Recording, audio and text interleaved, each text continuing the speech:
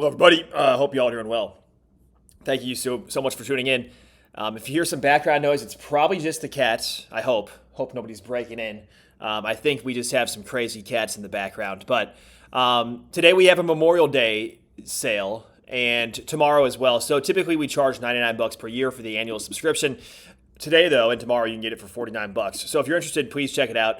I know we have Barry. He was actually our first customer. Barry, if you're watching this, thank you for being a loyal customer to this. There are people signed up and who have signed up for the pro version. I don't plan on increasing the pricing anytime soon, but if there was a large increase in demand, supply and demand go hand in hand, right? But right now you can get it for $49. You're locked in, grandfathered in, and I just updated a ton of features. Okay, I've been going through this and I've been programming everything myself. I mean, it's a lot of work, guys. People think that this is just, anyway, you get the idea. But even with AI, even with the help of all this artificial intelligence, by the way, check out our free self-directed investor playbook. If you're new to investing, I'll try to remember to leave it down below. This is also available in numerous languages, Japanese. Speaking of cats, here he comes. All right, we have a visitor. Okay, we have somebody who's going to join us in the video. But this right here, the investing guide, is definitely something to, if you're new to investing, ladies and gentlemen, like Mr. Murphy here, Mr. Murphy's interested in the investing guide in particular, check this out because it's basically an 8-part guide, 8 different chapters. It's like a miniature book, essentially, and you can basically, you get the ideas with that one as well. Okay, totally free. Now, what else do we have on here? So I want to go over, I guess we went over the top losers. Let's go over the top gainers. So I think yesterday we went over, it was these right here, the Memorial Day weekend top losers. Now we're going to do the top gainers. And what we have here is, first of all, Akari Therapeutics. So let's take AKTX and see where this one's trading at. Now this looks like a $20 million market cap. What type of news is behind it? I prefer to use Google. I don't think this is, let's see if, I'm going to make a separate video on the internet. Seems like the internet might be dying. I don't know. What do you guys think? I heard email's dying too. We'll see. AKTX. So what do we have? We have a parabolic raise. They raised $5.5 million in capital. They have 400% upside apparently. So here we are. It looks like they're beginning their first human trial. So it seems like there's a lot of hype around this one. It seems essentially with this drug. By mid-2027, essentially, is when they expect this to potentially be out. Warrants and a private placement are going to be, so that's going to be associated with it. But it skyrocketed more than 133% in after-hours trading on Thursday after the clinical stage biotech company reported a breakthrough preclinical data on its lead cancer therapy and announced a $5.5 million private placement to fund further development. So there it is. And it looks like it has strong results when paired with an already approved cancer drug and lab test on pancreatic cancer cells that carry a common KRAS mutation, one of the toughest cancers to treat. So there it is. Anyway, check it out if you're interested. But that's the first stock. Now, at least they actually have a good catalyst. I mean, this is not a penny stock either. This is a therapeutics company on the NASDAQ. So it's a real company, but it's highly volatile with all these types of therapeutic and biotech stocks, right, that we've talked about on the channel. Now, the next one here is a $6 stock. It was a penny stock. Now it's technically out of penny stock territory, but this is going to be for Presola Incorporated. So in terms of this one, I mean, look, if we look at it being up 369% in the last 5 days, I would just say be very careful, obviously. I mean, here we are. Let's see what kind of news we can find about. So it whipsaws higher as traders pile into the momentum. PCLA exploded from the 1s to the mid-6s, triggering a classic. Looks like a low float. Hold on one second. Got to get rid of this newsletter on here if we can. Maybe I'll sign up after. We'll see. All right. Triggering a classic low float momentum squeeze that active traders hunt. Intraday PCLA action shows heavy volatility with sharp spikes above $7. So is there any specific news, though? I mean, it looks like big revenue, big losses, a wild chart, etc. You want to learn more, but what specifically could be the catalyst for this one? what's the market cap is the other question. I think I missed the market cap, 63 million. So this thing does have a 52-week high of 112. That does beg the question, did they do a reverse split? Or was there just a parabolic spike that happened? I mean, look, this thing went from $25 to $100+ a share very quickly, as you can see. But, the highest this has been is $250. So we're down 91% in the last 5 years. It's definitely a devastating chart. I would be interested to see if this makes a recovery, though, based upon this right here. This is interesting. I mean, having those types of parabolic runs, it looks like it's trying to make a small blip in the chart right now.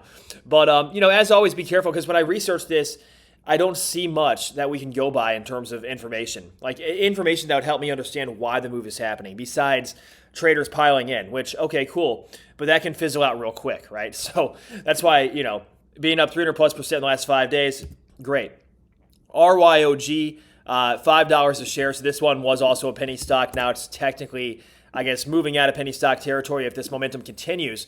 Up 135% in the last 5 days, 148% in a single trading day last month, as you can see, last 6 months.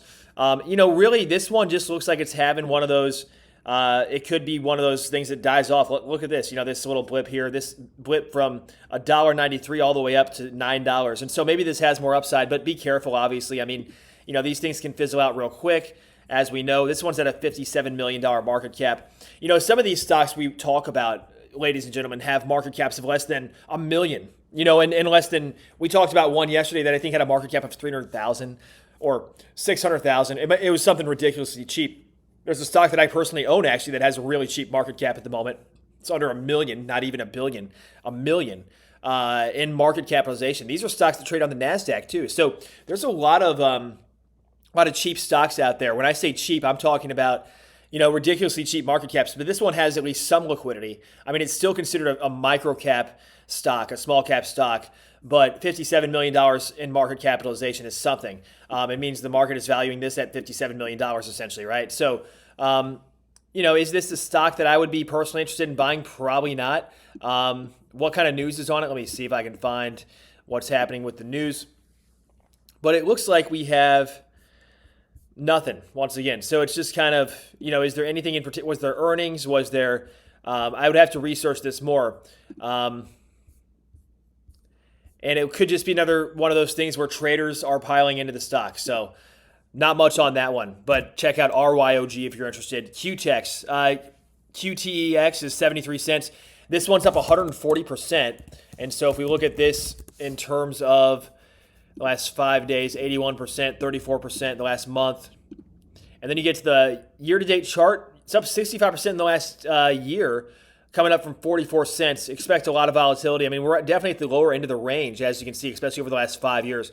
So what is the news on this one here? Well, if we look at, and when I say the lower end of the range, remember, like, these are your points of maximum opportunity if you are going to be looking at buying a stock. I mean, this is kind of a gradual, and then it's kind of flattening out potentially. So $31 million market capitalization on this one. This one's also trading on the NASDAQ.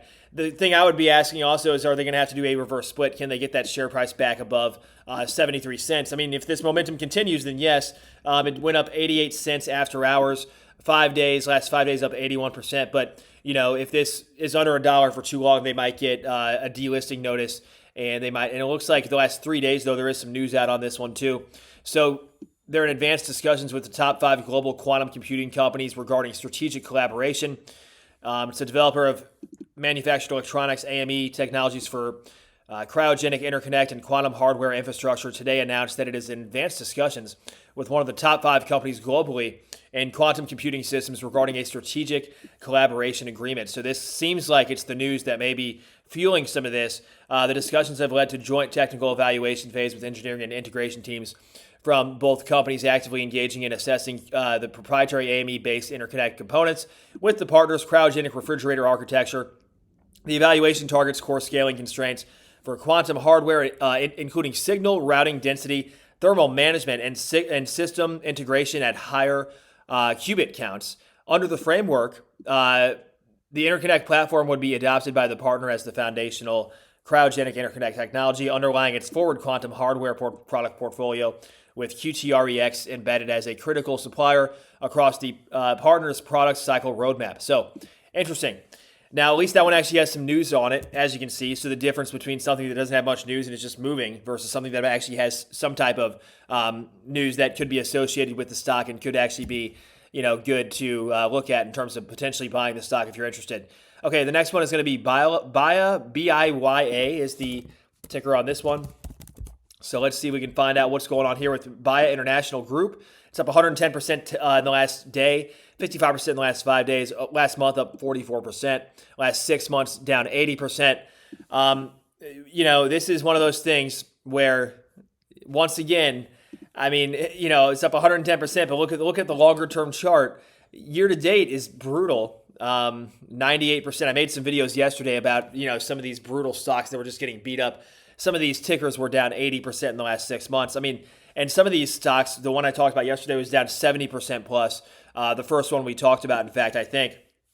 But it looks like here we have something. So a 1 million strategic B&B position. So they have a strategic position apparently, but a 1 million into spot B&B and plans to use 50% of realized revenue for potential share repurchases. So is that why the stock is moving up? Is that the only reason? What's the market cap on this? Well, we have a $7 million market cap, so definitely a lot less liquidity than some of the other stocks we've seen on this list. But nonetheless, is it a dangerous game? Yeah, look at the 52-week high, $150 a share. And that begs the question too, where is that price coming from? Well, it looks like we had a huge dip down. Something happened here. I don't know what, but it's not looking good in terms of whatever that was, right? I'm looking at the max chart here, I guess, since 2025. But is that where it, maybe that's when it came to market. It looks like that's when it came to market potentially. So now $100 all the way down to this.